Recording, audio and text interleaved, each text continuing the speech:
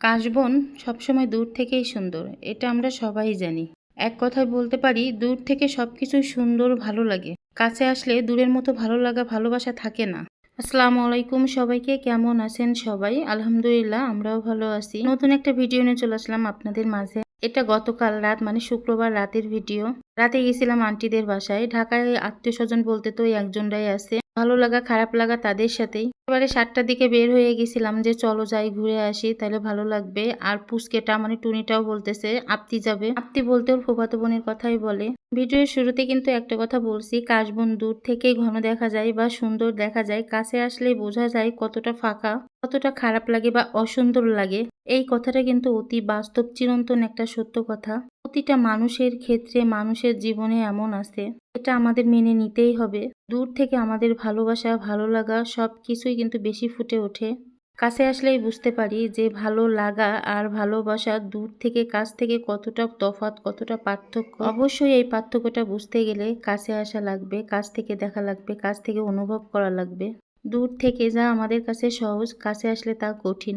এই সত্য কিন্তু 100 ভাগ লোকের ভিতরে 90-95% লোকের জন্য সত্য, বাকি 5% আসলে এটা সত্য না। এজন্যই বলতেছি বাকি 5% সত্য না, যে অনেক মানুষের মন মানসিকতা বা চোখের দৃষ্টি, চোখের সৌন্দর্য যেমন আছে, দূর থেকেও যেমন সুন্দর, কাছে আসলেও তেমন সুন্দর। আরো দেখা যায় কাছে আসলে সৌন্দর্যটা আরো বেশি ফুটে ওঠে। এতক্ষণ আপনারা যে কলা দেখলেন, এটা কিন্তু আমার আন্টিদের বাসার নিচে যে দারোয়ান থাকে তার কলার ব্যবসাও আছে। প্রতিবার যখন আন্টিদের বাসায় যাই, বাসায় আসার পথে ওইখান থেকে কলা নিয়ে আসি। বেশ কম দামে কলা নেওয়া যায়। আর টুনি এত উত্তেজিত, তার দাদা বাসায় যাচ্ছে, আপ্তি বাসায় যাচ্ছে, সে নিজের 4 তলা পর্যন্ত একা একা উঠে যাবে। আমার হাত ধরে কিন্তু উঠাই দেওয়া লাগতেছে না, সে কি স্পিডে উঠতেছে, আমার নিজেরই কষ্ট হয়ে যাচ্ছে 4 তলায় উঠতে।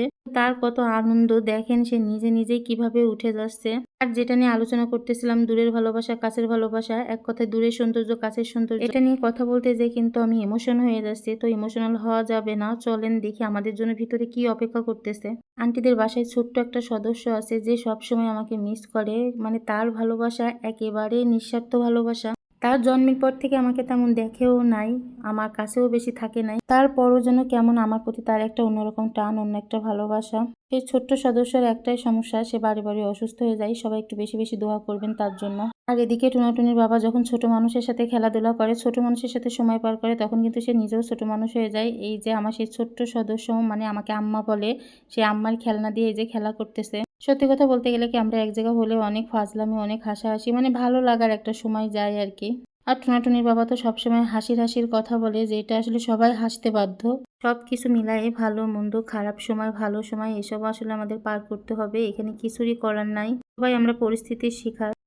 টুনাটুনির মামাতো বোন, টুনাটুনির ফুফাতো বোন, সবাই হ্যাপি, আমরাও হ্যাপি। এই হ্যাপি সময়টা আসলে বেশিক্ষণ থাকে না, কোন সময় যে সময় চলে যায় নিজেরাও বুঝতে পারি না। আজকের কথাগুলো মনে করেন আমার নিজের বা আমার আত্মীয় স্বজনের বা আমার পাড়া প্রতিবেশী, আশেপাশে যাদের সাথে আমার পরিচিত আছে, তাদের নিয়েও হতে পারে। অন্যকে নিয়ে আসলে কথা বলতে আমার বেশি একটা ভালো লাগে না, তাই আর কথাটা কন্টিনিউ করলাম না। আজকের ভিডিওটি যদি আপনাদের ভালো লেগে থাকে, বেশি বেশি করে শেয়ার করে অন্যকে দেখার সুযোগ করে দিবেন। আর অবশ্যই লাভ, লাইক, রিয়াক্ট দিবেন। আজকে পর্যন্ত সবাই ভালো থাকবেন, সুস্থ থাকবেন। আল্লাহ হাফিজ, আসসালামু আলাইকুম।